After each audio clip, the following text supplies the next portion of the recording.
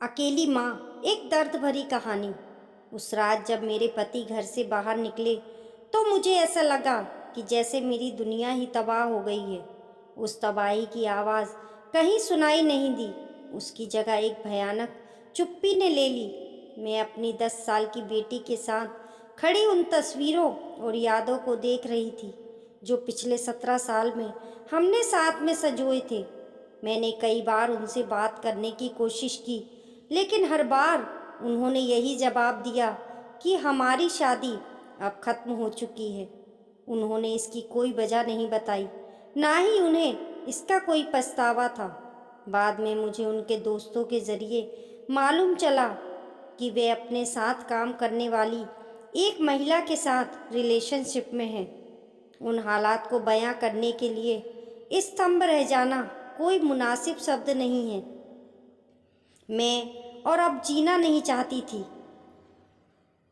शायद मैं मर जाती, लेकिन जाने कैसे मैं बच गई। मैंने उनके आगे कभी अपनी ज़िंदगी की कल्पना ही नहीं की थी। मैंने अपनी शादी के आगे कभी कुछ सोचा ही नहीं था। मैं अपने प्यार को किसी दूसरी महिला के साथ नहीं देख सकती थी। मैं इस सच्चाई को स्वीकार नहीं करना चाहती थी। मैं अपने जीवन साथी को दूसरी महिला के साथ बांटने के लिए तैयार नहीं थी। मैं जलन और दुख से घिरी हुई थी। मैं उस महिला को कोस रही थी, जबकि मैं ये भूल गई थी कि मेरे पति का भी इसमें उतना ही योगदान है। मैं ये भी समझ रही थी कि ये सब कुछ एक पल में नहीं हुआ। बीती कई यादें मेरे दिमाग में चलने लगीं और मैं उन्हें एक एक कर जोड़ने लगी। मैंने खुद की तरफ देखना शुरू किया और मुझे लगा कि मैं खूबसूरत नहीं हूँ, ना ही मैं ज़्यादा पैसे कमाती हूँ। उन्हें पाना मेरी खुशकिस्मती है। ये बात मेरे लिए बदलकर ऐसी हो गई कि तुम्हारा मेरी ज़िंदगी में आना मेरी बदकिस्मती है। तुम बेहद खूबसूरत हो, ये बदलकर हो गया तुम मेरे साथ रहने लायक नहीं हो। मैं उनकी शहरी गर्लफ्रेंड के सामने किसी गांव की गवार जैसा महसूस करने लगी। वो मुझे कहते, तुम्हें तो अंग्रेजी बोलनी तक नहीं आती, कौन तुम्हें नौकरी पर रखेगा। मैं न सिर्फ उनकी नज़रों में गिर रही थी, बल्कि मैं खुद की नज़रों में भी अपने आप को कमतर महसूस करने लगी। मुझे लगने लगा कि मैं उनके लायक हूँ ही नहीं। मैं घर का हर एक काम संभालती, बाजार से सामान खरीदने से लेकर घर के बीमारी की देखभाल करने तक सभी काम मैं संभालती। उन्होंने मुझे बाहर ले जाना बंद कर दिया, ना किसी पार्टी में, ना डिनर में और ना ही किसी सामाजिक समारोह में। जिस इंसान को मैंने सबसे ज़्यादा प्यार किया, वही मुझे त्याग रहा था, खुद से दूर कर रहा था। धीरे धीरे हमारे बीच जो प्रेम था वह खत्म होता चला गया। मुझे इस प्रेम के खत्म होने का एहसास हुआ तो मैंने इसे वापस पाने की कोशिशें करने लगी, लेकिन कामयाब ना हो सकी। और एक रात वो घर से निकल गए। घर से चले जाने के बाद वो किसी दूसरे घर में रहने लगे और मैंने अपनी बेटी और ससुराल वालों के साथ उसी घर में रहना जारी रखा।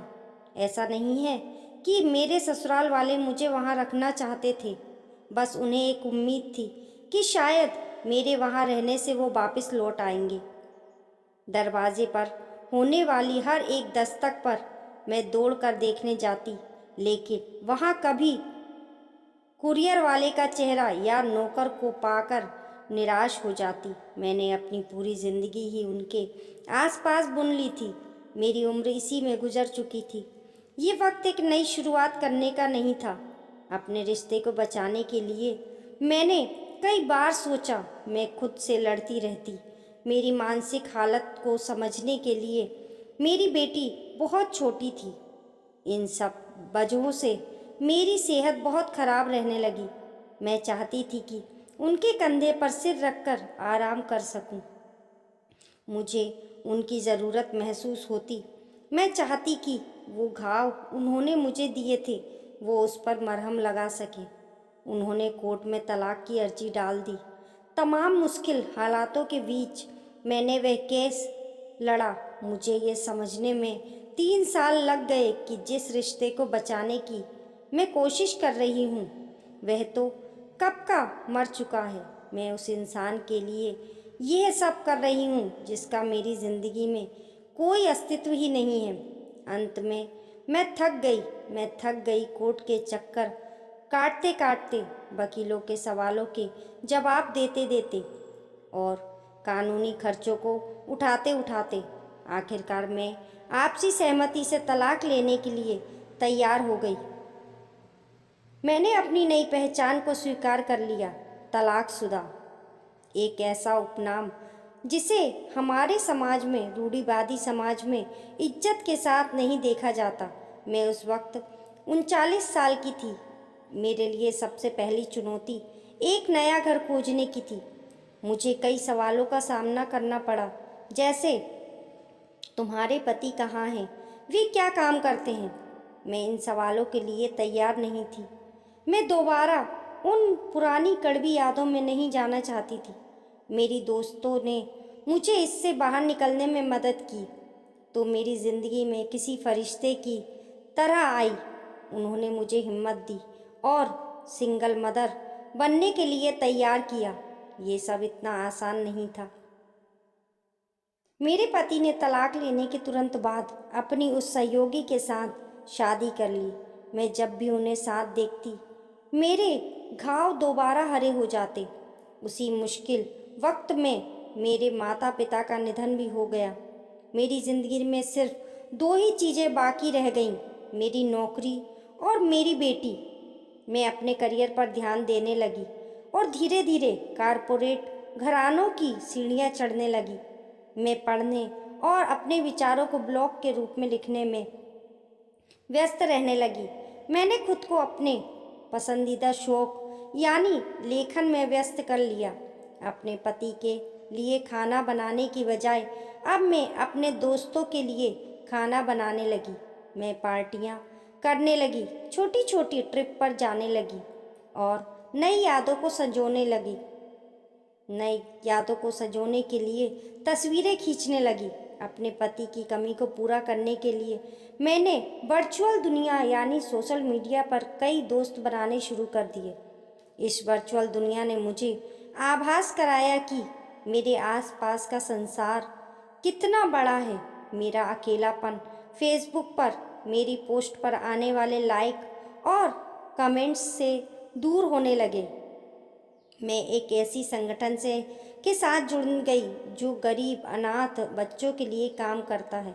इससे मुझे बहुत ज़्यादा सकारात्मक ऊर्जा मिली। मैं एक बार फिर अपनी ज़िंदगी जीने लगी। मुझे अपनी ताकत का एहसास होने लगा और मैंने अपनी पीएचडी भी पूरी कर ली। जो कुछ भी मेरी ज़िंदगी से चला गया था, मैं उन तमाम पलों को वापस हासिल करने लगी।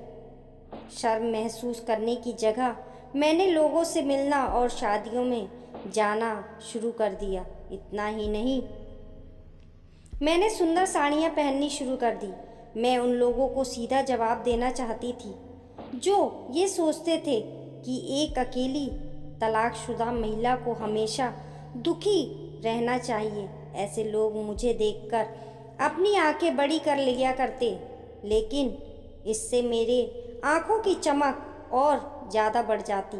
मैंने अपना खुद का घर बना लिया और ऑफिस ट्रिप पर कई देशों की यात्रा भी की। 4 साल बाद मुझे एक बड़ा फैसला करना था।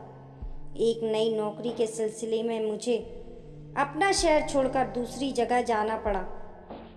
मैंने नए शहर में बसने का फैसला किया। मैंने एक स्वतंत्र महिला के रूप में दोबारा जन्म लिया। आज मुझे किसी के कंधे की ज़रूरत नहीं। मैं अकेले चल सकती हूँ, पूरे आत्मविश्वास के साथ, चाहे अंधेरा कितना ही घना क्यों ना हो। दोस्तों, ये कहानी पसंद आने पर लाइक करें और हमारे YouTube परिवार का हिस्सा बनने के लिए चैनल को सब्सक्राइब करें। कमेंट बॉक्स में बताना ना भूलें आपको ये कहानी कैसी लगी। मिलते हैं फिर एक नई कहानी के साथ।